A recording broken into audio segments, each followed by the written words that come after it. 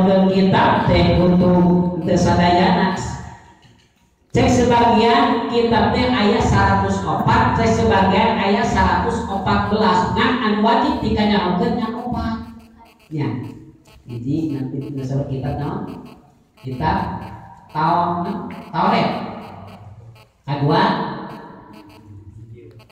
Jabur, katilu Injil, kaopat Furqan. Katabur ayeuna sapertos Taurat anu dinungsulkeun ka Nabi naon?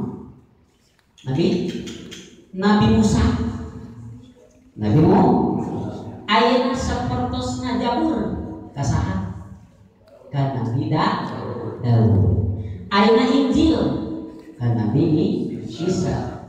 Ayeuna Quran dilungsurkeun di mana? Nyaeta bi khairil khalqi sayyidina Muhammad sallallahu alaihi wasallam. Eta wajib dikanyahokeun Quran. Jadi kitab anu dilungsurkeun ku Gusti Allah mangrupakeun kalamullah nyaeta kaurusan Gusti Allah.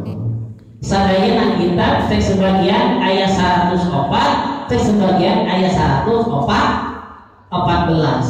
Tapi anu wajib dikanyahokeun Quran sadaya mung 4 hiji kitab Taurat, kedua kitab Jabur, katilu kitab Injil, kaopat kitab Quran Furqan.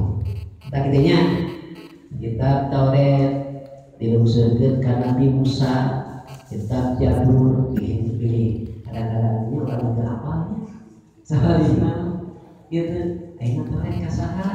Musa, Nabi Musa. Bahkan ku sayyidina Sayyidina Musa. Maka sayyidina tawadhu semawar. Ayeuna Jabur kasih Daud, ayeuna Injil kasih Isa, ayeuna Furqan ka Sayyidina bi khairil khalqi Sayyidina Muhammad sallallahu alaihi wasallam. Teh anu wajib dikanyahokeun secara singkat. Intinya